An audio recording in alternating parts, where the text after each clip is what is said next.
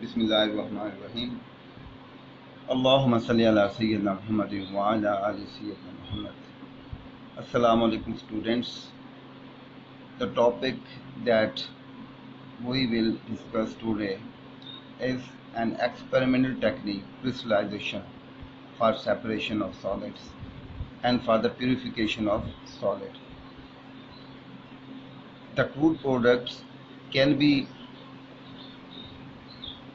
purified by using technique crystallization. Let us first define crystallization. Crystallization is the removal of solid. Crystallization solid का remove करना है from solution से by increasing its concentration above the saturation point.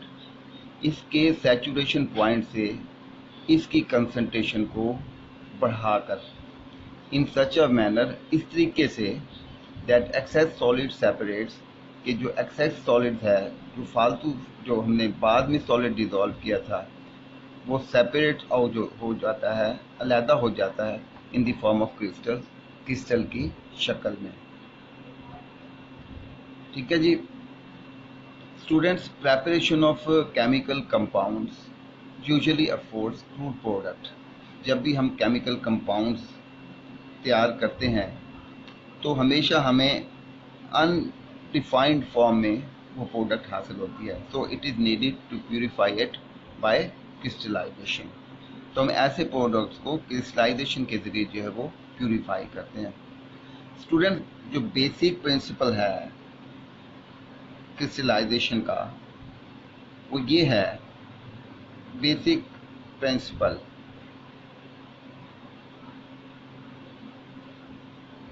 Crystallisation का ये है कि solvent the solute should be dissolved in a suitable solvent at high temperature. ठीक है, and the excess solid is thrown out in the form of crystals by cooling the solution. तो ये है in small amount of solvent जो है हम solute को dissolve करते हैं। ठीक है, रूम टेम्परेचर पर एक मखसूस मिकदार जो है वो सॉल्यूट की इसमें डिसॉल्व होती है, उसके बाद नहीं होती। तो this point is called saturation point.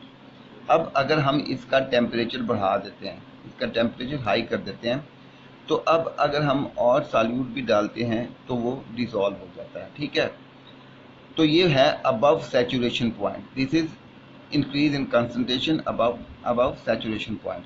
तो प्रिंसिपल ये है कि सॉल्यूट को हाई टेम्परेचर पर इसमें डिसॉल्व होना चाहिए, ताकि बाद में कूलिंग जब उसकी होगी, जो एक्सेस सॉलिड होता है वो कूल होकर एट द बॉटम जो है वो क्रिस्टल की सूरत में जो है वो जमा हो जाता है, और वो क्रिस्टल जो है वो प्योर सॉल्यूट, प्योर कंपाउंड होते हैं। ठीक है, this was the basic principle of crystallisation.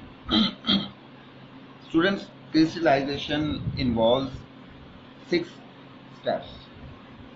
ठीक है जी, वो स्टेप्स क्या हैं उसको हम वन बाय वन जो है वो स्टडी करते हैं। पहला स्टेप जो है वो है चॉइस ऑफ सॉल्वेंट।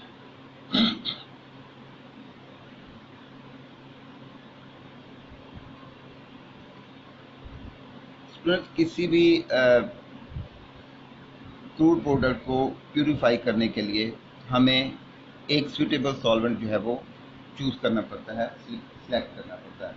तो उस सॉल्वेंट की एन आइडियल सॉल्वेंट जो है that should have the following steps. ठीक है जी, the following features. An ideal solvent should have following या has solvent has following features. Number 1, it should dissolve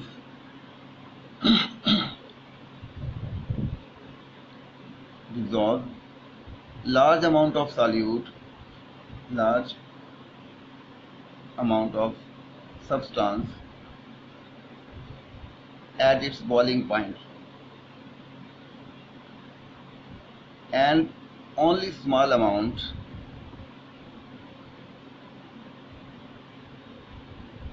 at room temperature.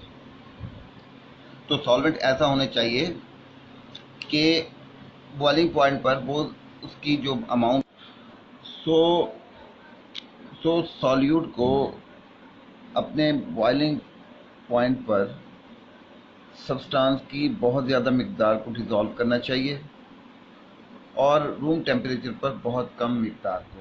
इसका मतलब ये हुआ कि बॉइलिंग पॉइंट पर सॉल्युबिलिटी जो है वो बहुत ज़्यादा होनी चाहिए सॉल्यूट की, सब्सटेंस की, और रूम टेम्परेचर पर बहुत कम होना चाहिए। सेकंड फीचर है कि solvent should not react with solute. Solvent should not react with solute। Solvent को सॉल्यूट के साथ रिएक्ट नहीं करना चाहिए, क्योंकि अगर सॉल्यूट के साथ करेगा तो डिकम्पोजिशन होगी, नए प्रोडक्ट्स बनेंगे, ठीक है। तो केमिकली रिएक्ट नहीं करना चाहिए, ऐसा सॉल्वेंट होना चाहिए। Number 3, it should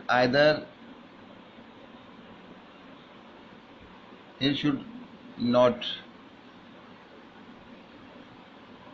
either dissolve impurities। इसे या तो इम्प्योरिटी को डिज़ोल्व नहीं करना चाहिए सॉल्वेंट को, और अगर डिज़ोल्व हो गए हैं तो then impurities should not crystallise. Impurities should not crystallise from solution along with solute। यानी कि जब अगर इम्प्योरिटी, अबल तो इम्प्योरिटी को डिज़ोल्व नहीं होना चाहिए सोल्यूशन में, सॉल्वेंट में, ठीक है। अगर डिज़ोल्व हो गया तो जब हम सॉल्यूट को क्रिस्टलाइज कर देते हैं तो उसके साथ इम्प्योरिटीज़ के जो है क्रिस्टल नहीं बनने चाहिए, ठीक है। 4 यह है कि on cooling it should deposit well formed crystals. On cooling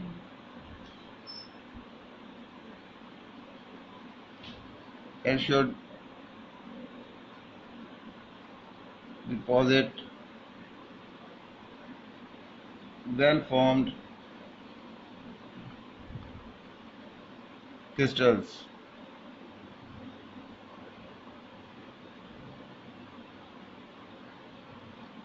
of well formed crystals of solute।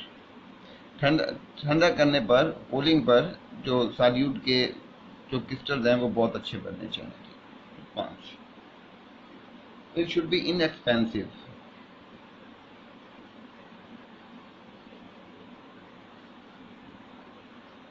Solvent को एक्सपेंसिव नहीं होना चाहिए, महंगा नहीं होना चाहिए, क्योंकि आफ्टर क्रिस्टलाइजेशन इस सॉल्वेंट को जो है वो वेस्ट हो जाना है, इसको ज़ाया हो जाएगा।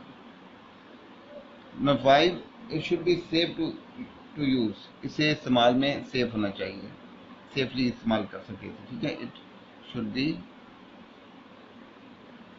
Safe to use and easily removable, और आसानी के साथ क्रिस्टलाइजेशन के बाद हम रिमूव भी कर सकते हैं। ये तो थे फीचर्स ऑफ सॉल्वेंट, कि हमें सॉल्वेंट को चूज़ करते वक्त इन फीचर्स का ख्याल करना चाहिए, इन फीचर्स वाले सॉल्वेंट को जो है वो सिलेक्ट करना चाहिए। Solvent which are used for crystallisation, वो कौन कौन से हैं? वाटर, ये सॉल्वेंट जो हैं ये क्रिस्टलाइजेशन के लिए हम इस्तेमाल करते हैं। रेक्टिफाइड सेपरेट,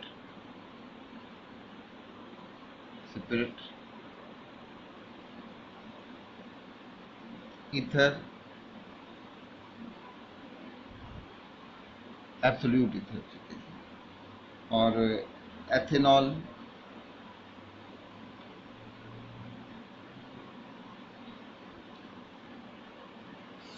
इसके बाद acetone, chloroform, acetic acid,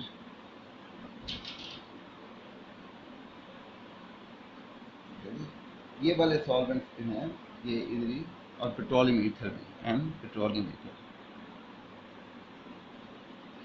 these solvents are used for crystallization. If none of these solvents are suitable for crystallization, then we can use the combination of two or more miscible solvents. इनको जो miscible हैं, जो एक दूसरे mix हो जाते हैं, दो या दो से ज़्यादा को कंबाइन करके भी इस्तेमाल कर सकते हैं, ठीक है जी। और if the solvent is inflammable, अगर इनफ्लेमेबल है कोई सॉल्वेंट, तो वी शुड टेक प्रिकॉशंस, हमें एहतियात करनी पड़ेगी, ठीक है, ताकि वो आग ना पकड़ सके। तो हम एक वाटर बाथ भी इस्तेमाल कर सकते हैं इन केसेस में, ठीक है। तो ये तो था चॉइस ऑफ सॉल्वेंट, और कौन कौन से हम सॉल्वेंट जो है वो इस्तेमाल कर सकते हैं क्रिस्टलाइजेशन में। जब हम किसी सॉल्वेंट को चूज़ कर लें तो उसके बाद जो नेक्स्ट स्टेप आता है वो आता है प्रेपरेशन ऑफ सैचुरेटेड सॉल्यूशन। आता जी preparation of saturated solution. So solvent choose करने के बाद अब हमने क्या करना है, हमने सबस्टांस को जिसको हमें प्यूरिफाई करना है, हमने स्मॉल अमाउंट ऑफ सॉल्वेंट में इसे डिज़ोल्व कर देना है, ठीक है जी। और हमने क्या करना है, इसे हीट करना है, ठीक है, हीट करना है। और अगर हमें मज़ीद सॉल्वेंट की ज़रूरत हो, if we need more solvent, we can add more solvent till all the solute is dissolved, जब तक कि मुकम्मल सॉल्यूट जो है इसमें डिज़ोल्व नहीं हो जाता, ठीक है, उस वक्त तक हमें जो है इसे करना है। तो जब सैचुरेटेड सॉल्यूशन तैयार हो जाए तो अब हमने नेक्स्ट स्टेप हमारा आता है फिल्ट्रेशन का। कौन सा? अब हॉट सॉल्यूशन में से जो इम्प्योरिटीज़ होती हैं वो रिमूव कर सकते हैं बाय फिल्ट्रेशन, थ्रू फिल्ट्रेशन, ठीक है जी। इसमें हम ऑर्डनरी फ़िल्टर पेपर भी इस्तेमाल कर सकते हैं और फ्लूटेड फ़िल्टर पेपर भी। Filtration of hot saturated solution avoids premature crystallisation on the filter paper or in the neck of the funnel, ठीक है जी। hot water funnel में can also be used if necessary. hot funnel, hot water funnel may also be used, ठीक है। Filtration के बाद अब जो next step है वो है कूलिंग का। hot saturated solution is hot saturated solution is then cooled at moderate temperature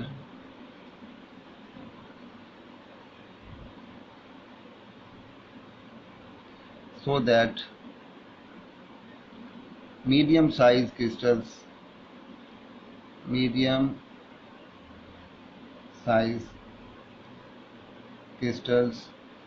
are formed, ठीक है जी। हॉट सैचुरेटेड सॉल्यूशन को मॉडरेट पर कूल किया जाता है ताकि मीडियम साइज के क्रिस्टल बने। अगर कूलिंग स्लो होगी तो लार्ज साइज के क्रिस्टल बनेंगे और उसमें मदर लिकर भी इन्वॉल्व होगा और उसमें इम्प्योरिटीज़ भी होंगी and it may trouble in the drawing process, ठीक है, उसमें कॉम्प्लिकेशन जो है वो पैदा कर सकती है अगर हम स्लो टेम्परेचर पर कूलिंग करेंगे। अगर कूलिंग स्लो होगी तो क्रिस्टल मीडियम बड़े साइज़ के होंगे, उसमें इम्प्योरिटीज़ होंगी, मदर लीकर इन्वॉल्व होगा, तो वो ड्राइंग में काफ़ी कॉम्प्लिकेशन जो है पैदा होंगी उससे। अच्छा, उसके बाद नेक्स्ट जो स्टेप है वो है collecting of crystals.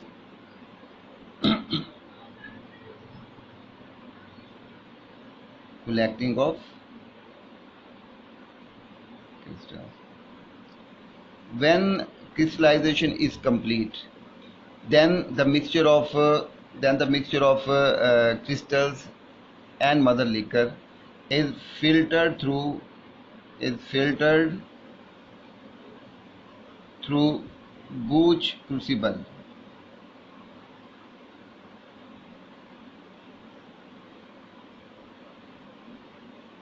using vacuum pump.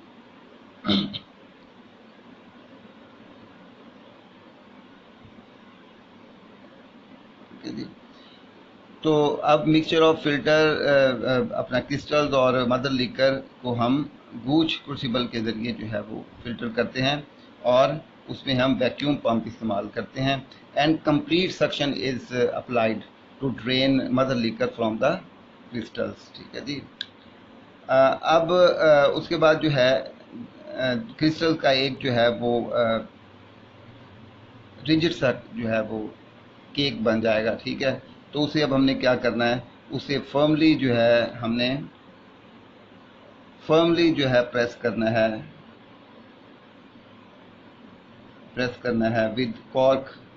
ठीक है, तो जो फिर भी जो मदर लिकर जो है वो अगर रह गया है तो वो भी उसे जो है वो ड्रेन आउट जो है वो हो जाएगा और इस तरह हमारे पास जो है क्रिस्टल जो है वो कलेक्ट हो जाएंगे। ठीक है जी। अब ये जो क्रिस्टल कलेक्ट हो गए इसको हम फिर कूल वाटर के साथ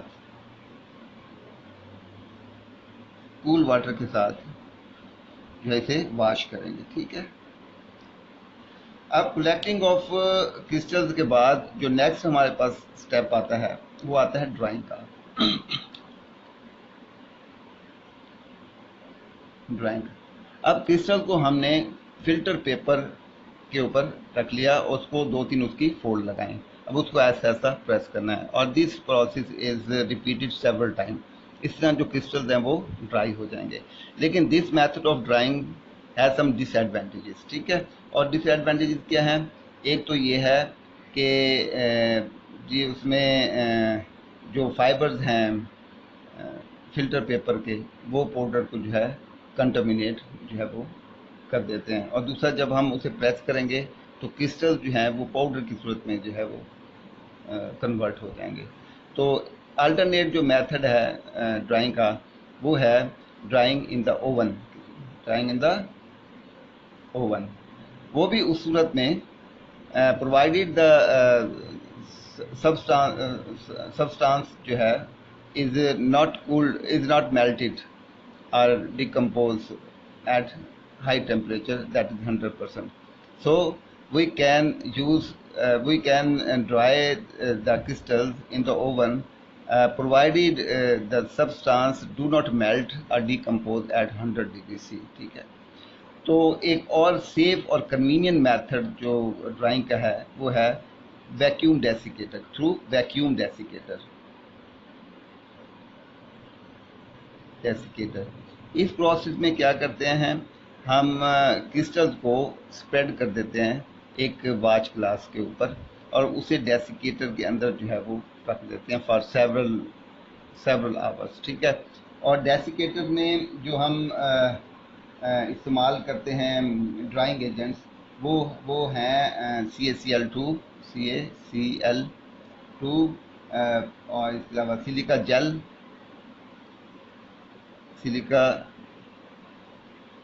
जेल और phosphorus pentoxide.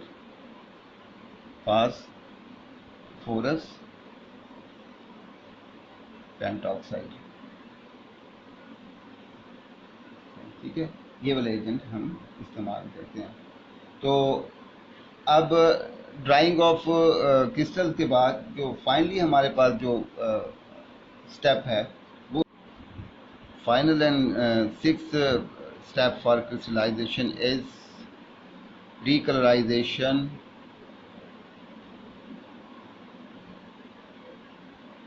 of undesirable colors.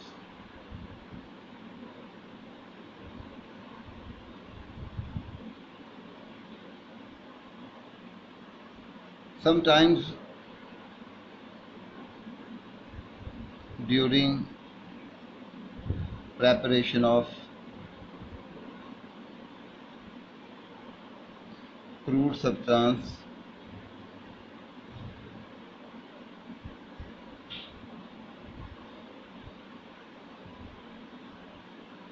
the coloring matter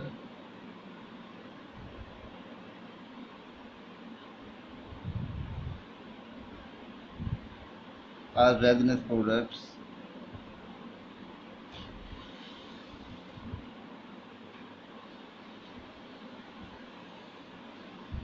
affect the appearance of substance.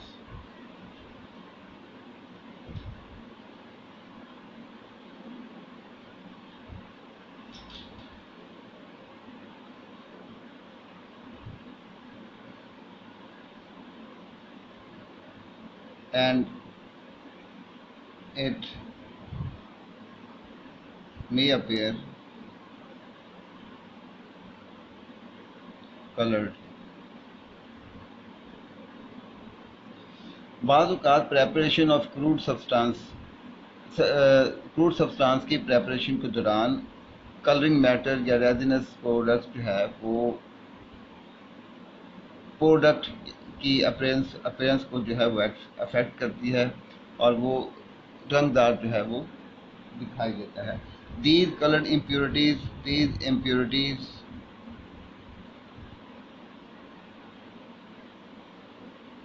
are conveniently removed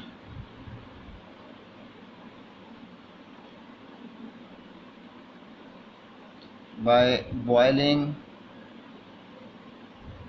the substance in a solvent with sufficient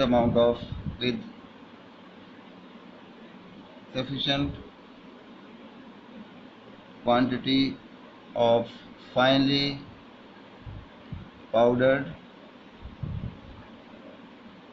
animal charcoal and then filtering the hot solution. In colour impurities को हम आसानी से remove कर सकते हैं. क्या करेंगे, substance को जो है सॉल्वेंट में बॉयल करेंगे और उसके साथ उसमें sufficient quantity of finally powdered animal charcoal भी डाल देंगे और फिर जो हॉट सोल्यूशन है उसे हम फिल्टर कर देंगे. अब ये जो इम्प्योरिटीज़ हैं, कलर्ड इम्प्योरिटीज़ हैं, ये एब्जॉर्ब हो जाएंगी चारकोल में. Coloured impurities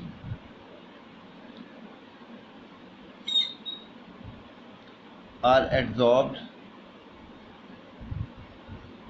by animal charcoal,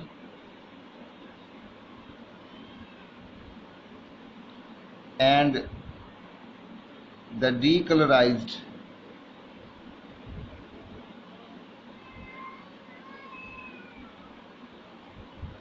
substance crystallizes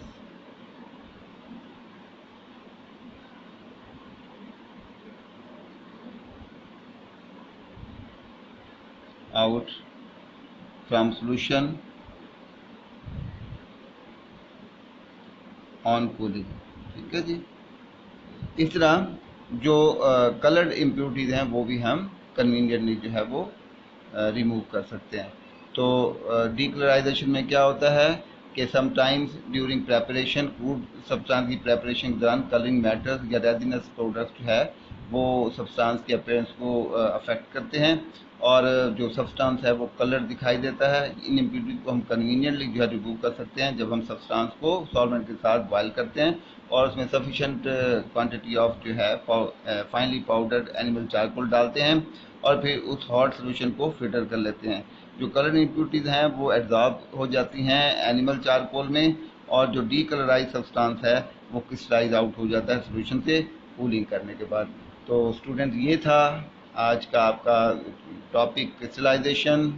don't forget to subscribe my channel Aziz Memorial Science Academy. Allah Hafiz.